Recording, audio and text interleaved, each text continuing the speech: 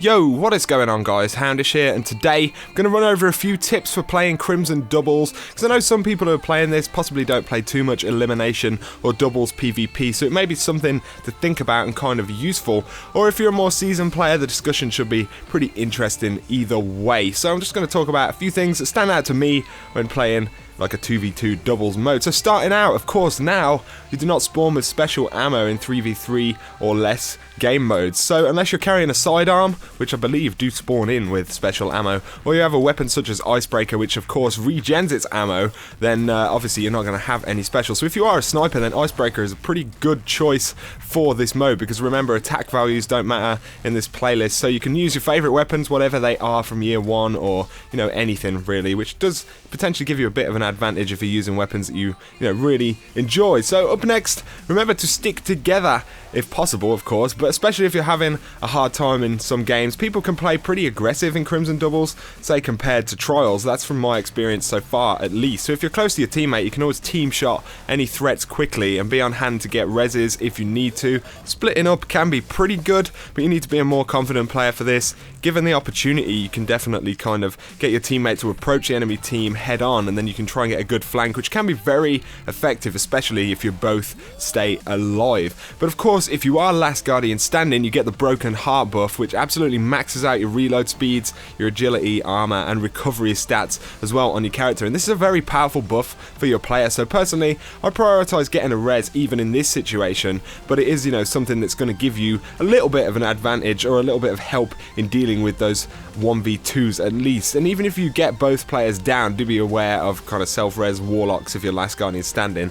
That could be pretty difficult if you don't manage to snipe them or anything like that. And this is why res is always pretty important to me, at least. And also, it's definitely useful if one member of your fire team has a quick res exotic such as Crest Valvalupi or Light Beyond Nemesis. As long as one of you has it, then all of your revives will be quick reses in this. And this is pretty important, especially in the more challenging games inside of Crimson doubles. So in terms of heavy ammo, I would definitely recommend using rockets on the heavy round. Just like trials, most players will be using rockets in these modes. LMGs can be useful, but of course if someone gets the drop on you with a rocket from any kind of range, you're just going to be out before you can do anything about that. So depending on the map, you may have an obvious kind of heavy spawn on your side of the map, and other maps leave the heavies kind of quickly accessible from both spawns. So kind of be aware of that and decide pretty quickly on the heavy round which one you want to go for and whether you're going to push together or split up. Heavy round can of course be pretty important, so make sure you act fast and ready for players who might be sniping or pushing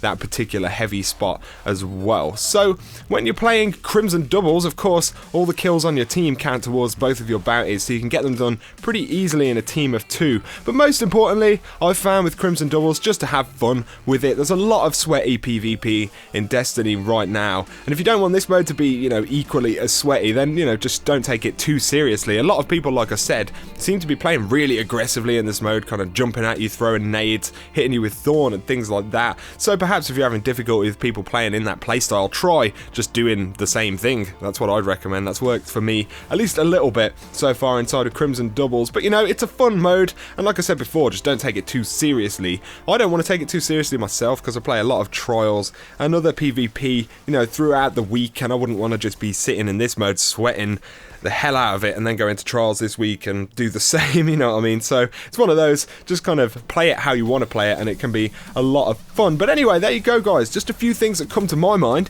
when talking about Crimson doubles Elimination. But let me know down below any tips you have that may help other people out on this video, and also let me know as well your thoughts on this playlist and its rewards this week. I think it's pretty interesting, it's kind of cool. But anyway, if you have enjoyed the video, please drop me a like and feel free to hit that subscribe button as well if you do enjoy the content and you want to see a lot more Destiny stuff. But for now, you guys have an absolutely awesome week inside of Crimson Days, and I will catch you guys very soon. Peace out.